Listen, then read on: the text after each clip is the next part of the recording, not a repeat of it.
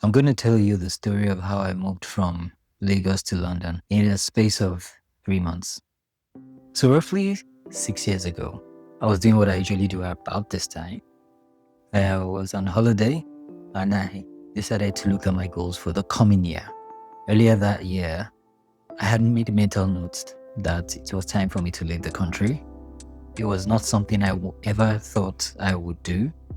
But that year, I decided that perhaps it was time for me to move to a different place and see what's out there in the world.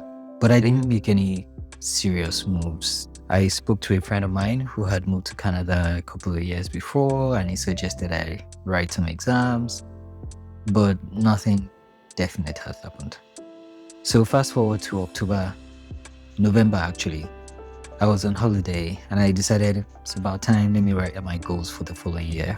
And top on that list was relocating. I explored my options. I could go to the UK and go do my master's, or I could go to Canada and go through the normal immigration routes. I decided, okay, let me reach out to a few friends who were already there and ask what the process was. One of them said I should just write IELTS. And once I pass IELTS, then we'll talk. The other was like, yeah, it's not difficult, just get started. And so I did all this in a 2-week period when I was on vacation. I wrote out my goals beyond moving, of course, but that was number one. And then I went back to the office the following week. And Tuesday of the week when I resumed, I was sitting with a colleague working on some document, and the marketing director just pops his head out of his office and goes, "Odupe, could you come please?" I walk into his office and he's like, "Would you be interested in a role in the UK?"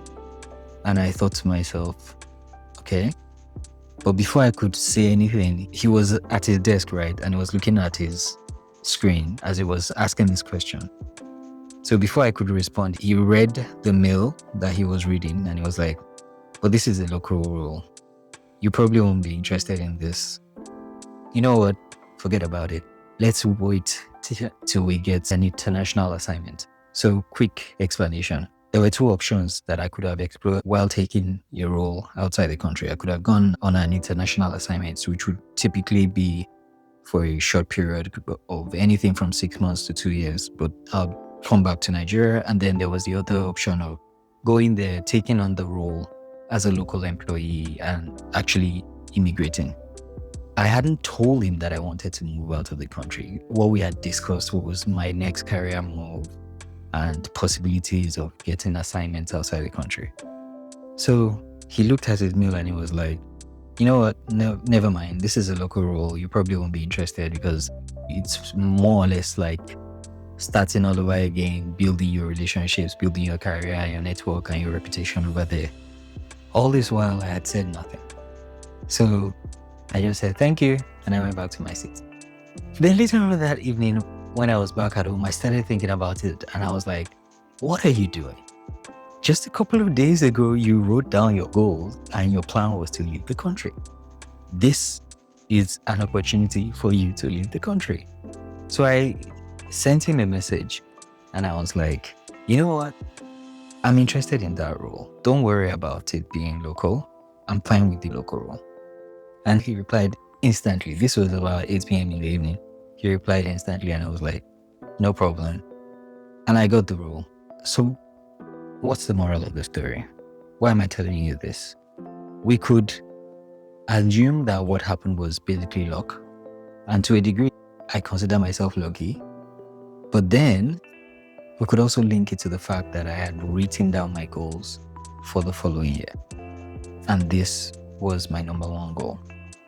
I'm not talking about the fact that, maybe I attracted the opportunity. No. There's the definition of luck that says luck is basically preparation meeting opportunity. I had prepared my mind that I was moving out of the country, right? I had written down my goals. I had prepared my mind. The decision had been made.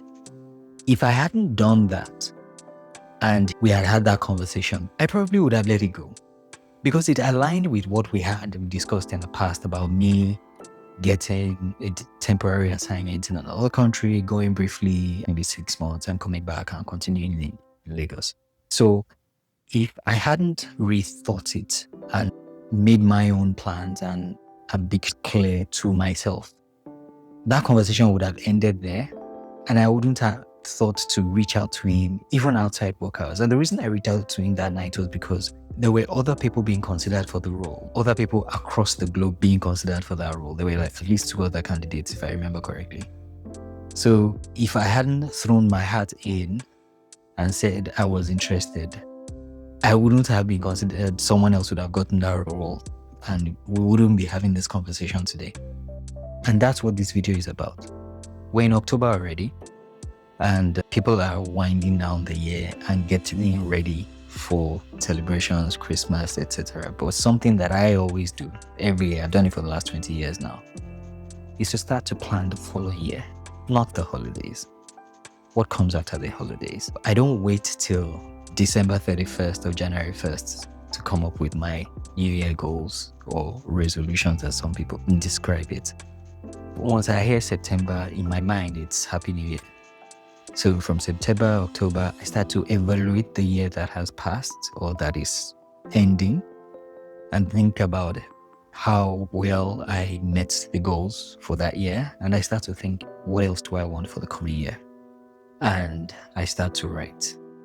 I have a document that I put together, and I'm done by Christmas. There's something I like to tell myself, that I always get what I want eventually. Maybe not immediately, but eventually. So the goals may not happen in that year. They're not always as instantaneous as my move here, but it does help to focus my mind, or my conscious and subconscious mind, about what I want for the next year. And it helps me to achieve those goals. So I'll urge you to do the same. We're in October already. What do you want next year? How has this year been? What did you miss this year? How can you make next year better than this year? Start to think about that. And do me a favor, write down one thing that you are proud of that you achieved this year in the comments below. In my case, I'm proud that I was able to actually get my channel started. I got it started late 2024, but I sort of got it rolling this year.